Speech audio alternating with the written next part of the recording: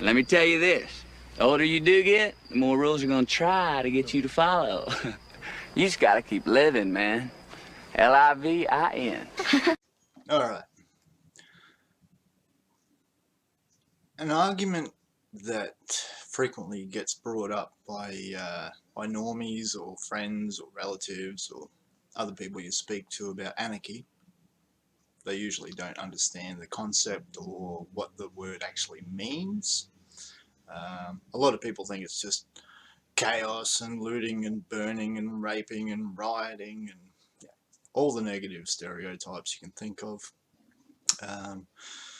Now, being that I'm an Australian, or a person living in the place known as Australia, and a lot of you out there might also be Aussies, which is nice.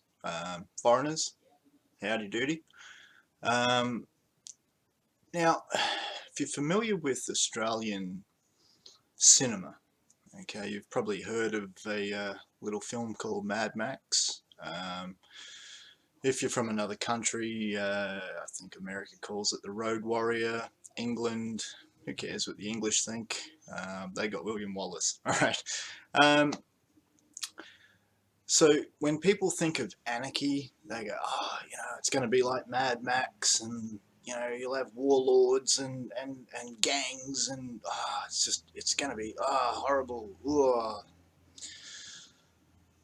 So power vacuum is brought up quite often as well, if we don't have government, there will be a power vacuum and a gang or a warlord or a foreign country, or some horrible thing's going to happen.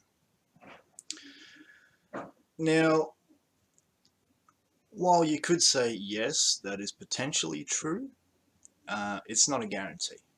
All right, it's not a given.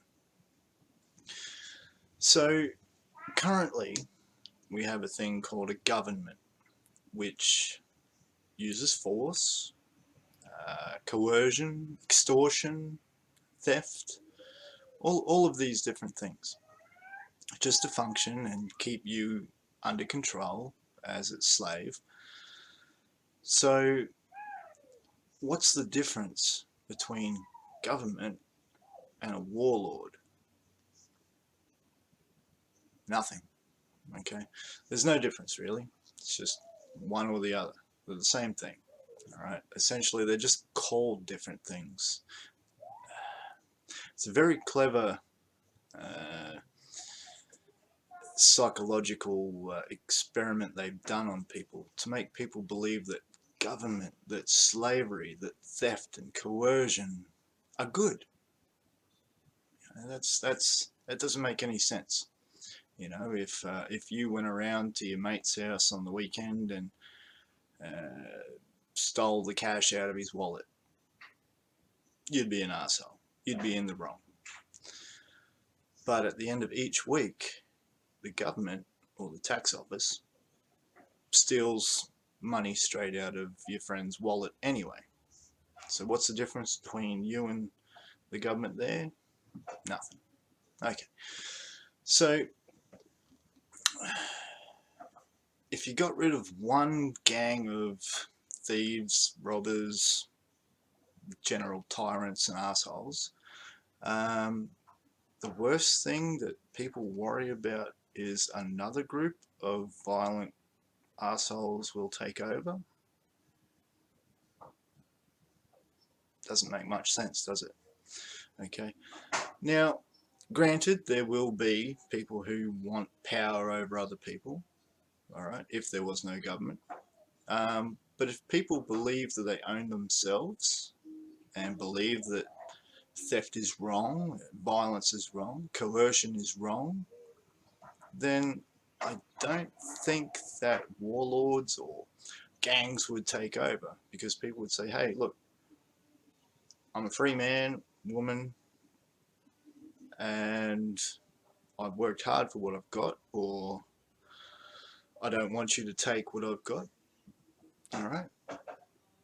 They will more than likely stand up against bullying, violence, coercion, all of that sort of thing. especially if they're armed. So if you had your mate and he's got a shotgun and somebody rocks up to his door and says, "Hey, give me your car keys." Fuck off, come and get them if you really want. I think me and Mr. 12 Gauge are going to have a thing to say about that. So if people stand up to thieves, thieves usually piss their pants and run. Okay, it's the same with all bullies. You stand up to a bully, they will more than likely back down. Sometimes they'll try and kick your ass, and well, if you're a weedy dude or a little girl or a grandma, they might well succeed. But if you put an equalizer into that equation, being some kind of weapon, then the thief's going to think twice. Am I going to rob that grandma of her pension or her wedding ring? And Granny goes, "Yeah, well, me and 44, we disagree with what you think. Come at me, bro." So if there were assholes in an anarchist society, they would pretty quickly be weeded out. All right, there's a very small percentage of people who are nuts and psycho and want to do bad things to others. By and large, in general, most people are nice, they're friendly, they leave you alone, they want to be left alone. You go to the supermarket, good example. People go there for a reason, to purchase foods and goods. They stroll around, they choose what they want to choose, they go to the counter. If there's other people there, they get in line. Right? It's a very, very simple process. They get to the counter, they exchange goods for value, and they go out. Job done. All right. Everything in society can work that way. Voluntary interaction without violence, coercion, or theft. All right. So be a good person. Don't steal. Don't be violent. Don't use coercion against your fellow man.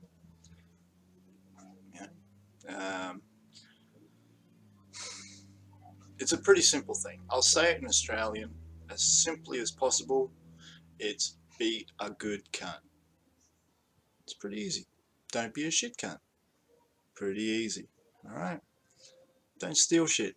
If it's not yours, leave it alone. If you don't like something, don't do it. If you don't like what somebody says, sticks and stones may break my bones, but words will never hurt me. Alright? So, grow up. Stop being dicks to your fellow man.